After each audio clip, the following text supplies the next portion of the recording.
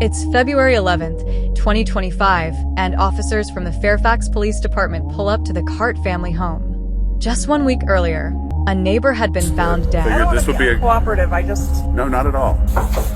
Now investigators believe one of these teenage boys could be involved.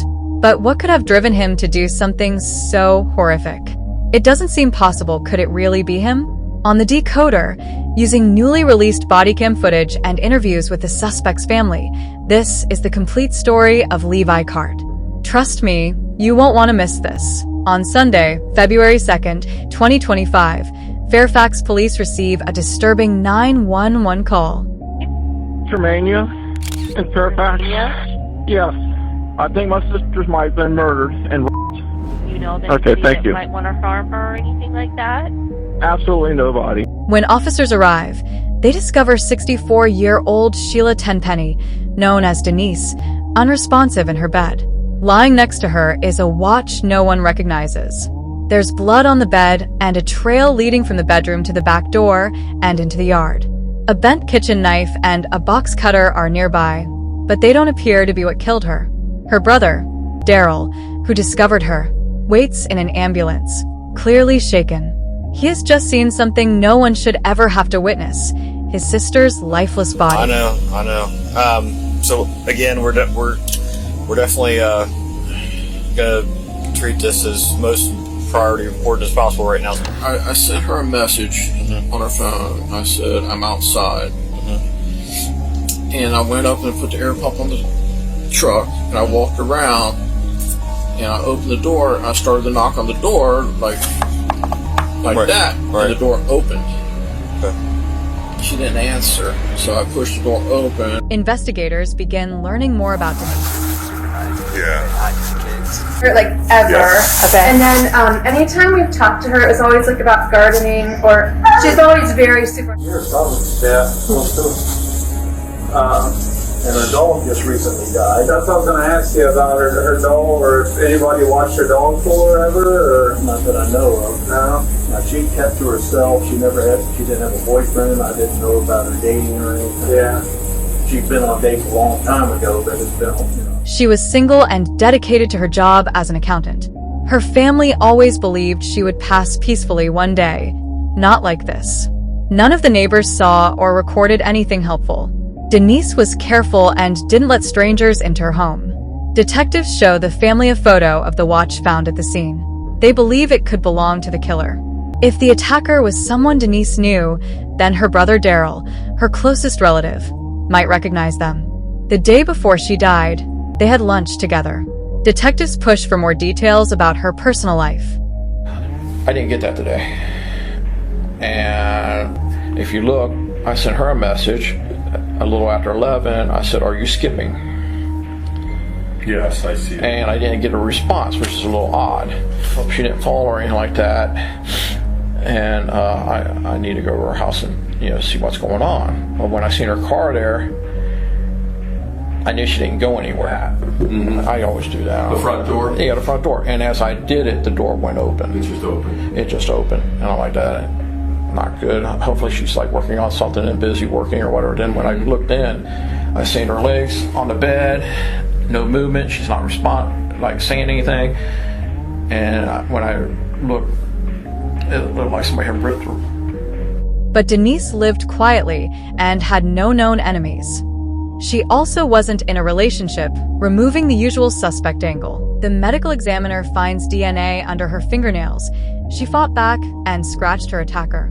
That means the suspect likely has visible scratches.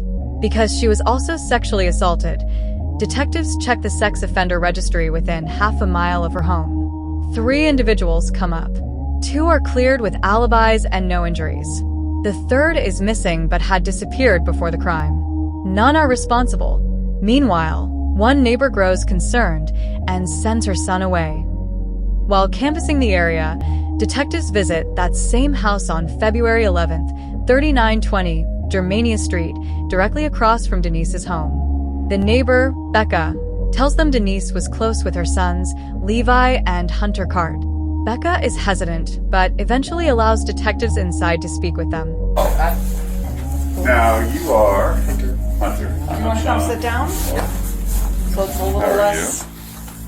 A little less weird. You were already at the hospital then. Yeah. Yeah. We got there at 6, or we left here at 6:30, and it's like 10 minutes. And you don't I mean, I think I don't usually hear or see anything that doesn't work. how bad was he hurt? Is he okay? Okay. He's okay. How are you? Oh, you're coming out? What's he editing? I was editing Dexter. Sometimes I edit. Yeah. But He likes to make videos for TikTok. yeah. Oh, yeah. Oh, Yeah. nice. While it's still here, right? Yeah. Is that the cat that got you there on the nose? I don't know what happened. We just for DNA from people. It's used for elimination purposes only, so it's not entered into like fancy database or They've already had for like DNA testing for their for like medical for okay. just a Q-tip. Yeah, this. You seen any like crime shows or anything? You know how we kind of do our job. The medical stuff's a little different than the. Levi is not very cooperative, but both boys provide DNA samples. My brother knows a lot. I would say definitely my brother knows a lot about just the police in general. He wants to go into the Marines when he gets older. Yeah, Oh, nice. Detectives leave for the moment, but the next day, the DNA results come back and everything changes. All 3 family members are brought in and questioned separately. They're even allowed to bring food. Neither Levi nor Hunter appears overly nervous. Detectives begin with basic background questions.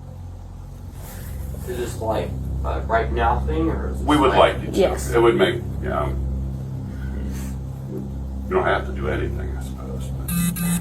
Right. Okay. I don't know. I feel uncomfortable. I'm not. We could. How about we get there? We can explain kind of what's going on, give you some more info. You can always, Okay. Well, do you want Have to us explain explain what's some going more. on before we head out there? And do you mind if we do that outside? Sure. Are we under suspicion for something? No, we just want to talk to you. I think you guys can help us clear a lot of things up around here. So, Okay. all right. We have a warrant. We don't want to do this in front of the neighbors and all that stuff. That's why we were Well, hoping. I really wish somebody would have contacted me, and I was not shown a warrant inside the house. You told me that you were bringing me down for questioning. We would like to go back to we were That is hoping. not what you said to me. We are aware of that, and we are trying to not do it in front of the neighbors here. Well, you're already doing it in front of the Well, neighbors. I understand that. They are already aware, and I don't care what they think, because Okay. I know we have done nothing wrong. States that I can quit having a conversation with you. Both boys say they spent February 1st with their father before returning home to watch a movie.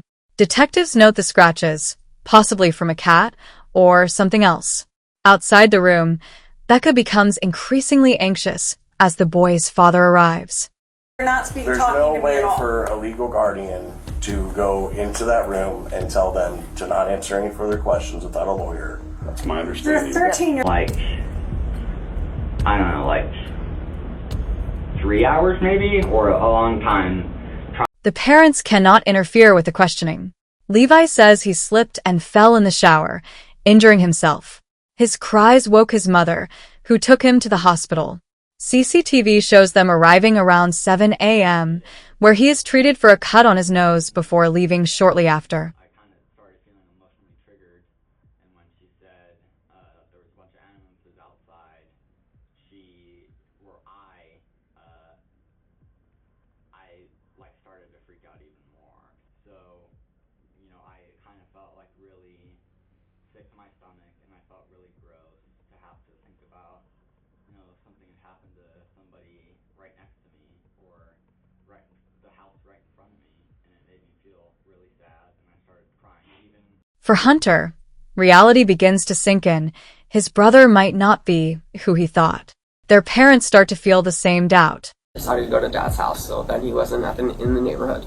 It all seemed like a very wide coincidence, because of course his cat was his face was scratched by a cat. Night, if you remember your brother getting up and going to the bathroom or going outside at all? No, I was asleep the entire time. On that Sunday morning, were you ever out in the when you got hurt? Were you ever outside? Did you ever walk outside? Never were outside. I was outside when we went to get in the car. No, I'm talking when you cut your nose. Were you ever out? I mean, like if a camera picked you up, that wouldn't have been you if you were outside. His cat was his face was scratched by a cat. Night, if you remember your brother getting up and going to the bathroom or going outside at all? No, I was asleep the entire time. On that Sunday morning, were you ever out in the when you got hurt? Were you ever outside? Did you ever walk outside? Hmm? Never were outside. I was outside when we went to get in the car. No, I'm talking when you cut your nose. Were you ever out? I mean, like if a camera picked you up, that wouldn't have been you if you were outside. No, I wasn't outside.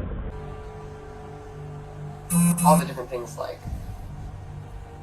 it's a wide range of things. I don't know what to call it, but like our dad's basically a narcissist, but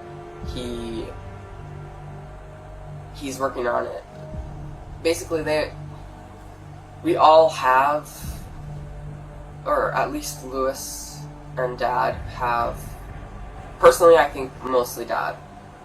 Lewis is just the one who always says that he's always saying that he's this thing when he hasn't been diagnosed with anything like it. Like saying he's probably slightly manipulative, stuff like that. Just because his trauma has made him feel this type of way. You know, he said he feels like hurting people sometimes. Like he feels empty and he feels violent.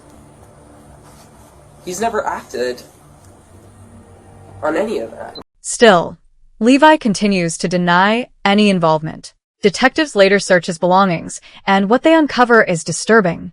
Months earlier, Levi had been messaging someone online about violent content, even saying he lacked empathy due to his childhood. He also admitted to harming and killing animals in the past. In the days leading up to the crime, he searched topics about sadism, knife fighting, and even the Fairfax Police Department on the morning of the murder. One search stands out. What was Ted Bundy diagnosed with? His phone also contains images and articles about both real and fictional serial killers.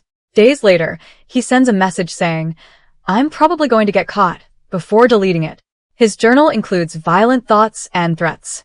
Investigators believe that early that morning, Levi entered Denise's home, possibly invited in, and attacked her, attempting to clean up afterward but leaving behind DNA evidence.